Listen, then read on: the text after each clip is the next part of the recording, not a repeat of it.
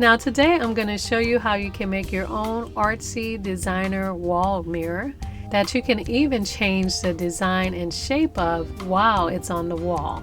All for under $20 and using all Dollar Tree pieces.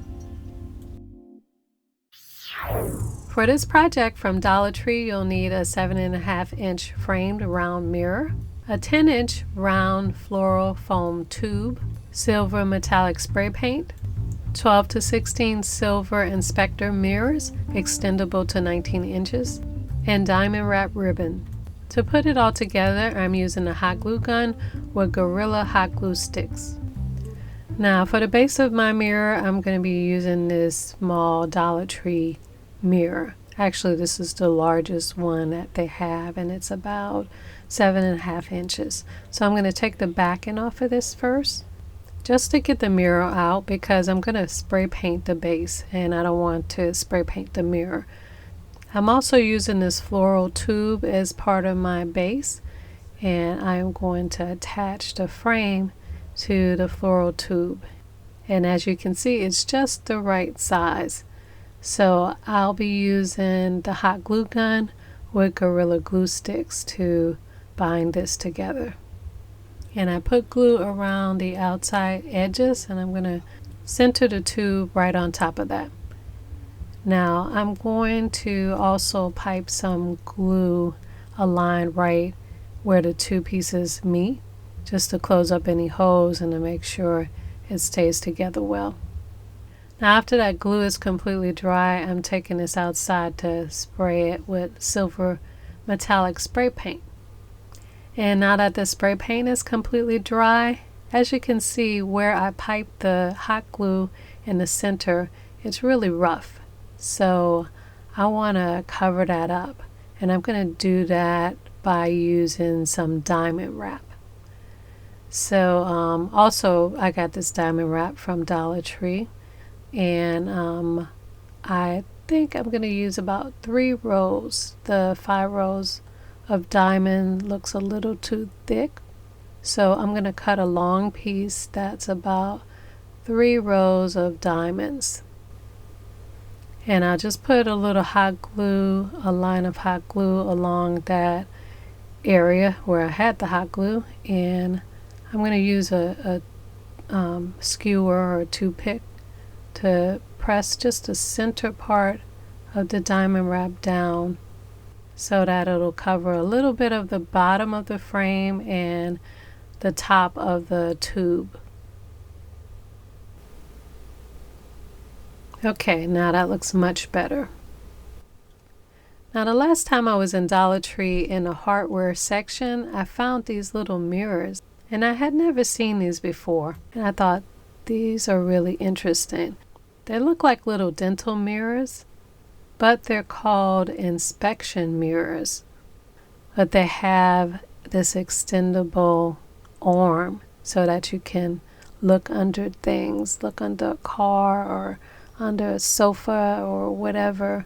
But I thought it would be great for a project. So this is actually why I'm doing this project, because I wanted to try these mirrors out.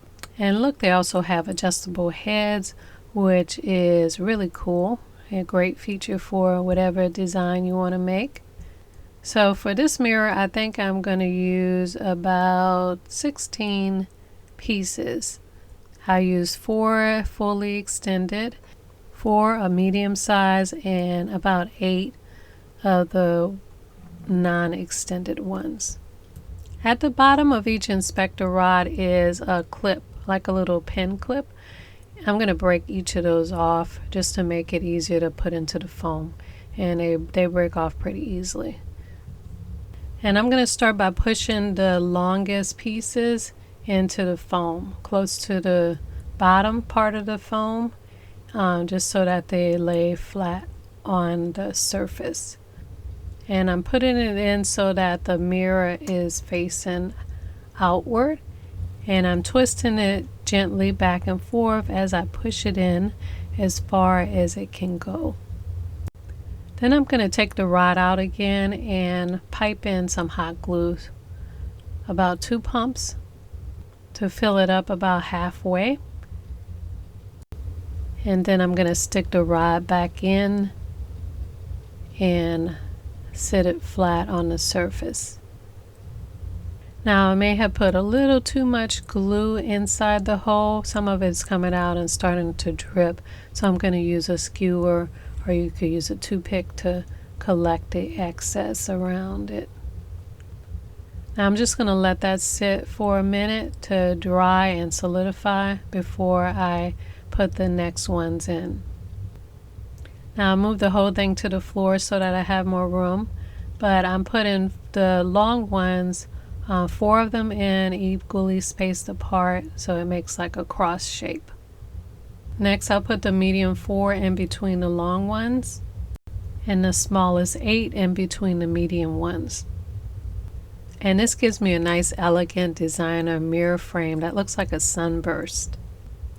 Now I do still have little holes around the rods, and if you want to cover that up, you can use diamond wrap. I cut diamond wrap so that there are 2 diamond rows. So I'm going to glue this around the rod so that it looks like it's braided. I'll put a drop of hot glue under and over each rod as I go through and just cover up those holes. Then I'll come back with the diamond wrap and go over and under to take care of the alternating rods. So that gives you a little sparkle on the side and makes the holes less noticeable. So now it's time to put the mirror in the frame and finish this off. So I'm going to turn this upside down, and I'm going to take the mirror off the cardboard backing so that I can glue it directly onto the inside of the mirror frame. So I'm putting a few drops of hot glue on the front inside of the mirror frame, and I want to make sure the mirror is centered perfectly on top of that. Then I'm going to put some hot glue around the edges of the mirror just to make sure it stays in securely. Next I want to put my backing on, and it's not going to fit flush to the mirror because the cardboard is too big to go inside the foam, but I want it to be attached to the round foam piece. So I'm going to put some hot glue on the inside of the cardboard on the edges. And before you glue that down, you want to make sure that little hook for the back end is where you want the top of the piece to hang. So I'm going to line that hook up with my top longest rod. I'm also going to pipe a line of hot glue around the outside edge of that cardboard piece just to make sure it stays in securely. And since the little loop on the back is not going to be big enough to extend beyond that foam, I'm going to put a piece of wire so that it extends out longer. So I'm just going to cut a little piece of wire and twist it around through the little hoop so that I can hang this on the wall easily. And this is what this design looks like hanging on my wall. Very nice. But what I love about this is that since the rods are extendable and movable, I can change this to any type of design or shape I want at any time. I added a couple more rods to this piece, and it really helped to brighten up my dark stairway, which by the way can rival any designer piece. This piece on the left I found online for $235, but you can make your own for less than $24. The one on the left here cost about $50, but you can make the one on the right for about $18. So here's to turning unexpected gadgets into beautiful home decor. See you next time.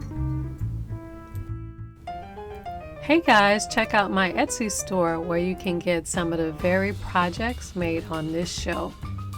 And for just a few dollars, you can get instant digital downloads of full color step-by-step instructions with templates for some of your favorite projects. And check out my Amazon page where you can pick up my multi-surface acrylic metallic paint. back in stock with 8 beautiful shimmering colors. You can mix millions of colors and create endless home beauty for indoor and outdoor projects. And while you're there, pick up my Book of Elegant Home Crafts Volume 1 with all your favorite projects together in one big beautiful colored step-by-step instruction book. On my Amazon page, you'll see all my favorite crafting tools and supplies used on this show, and you can add them all to your cart for the one-click, fast and easy shopping and delivery convenience of Amazon. I'll be working every day to make crafting fun and easy for you. Follow me at Your House of Home and Your House of Home TV on all social media for extra home, food, and gardening tips.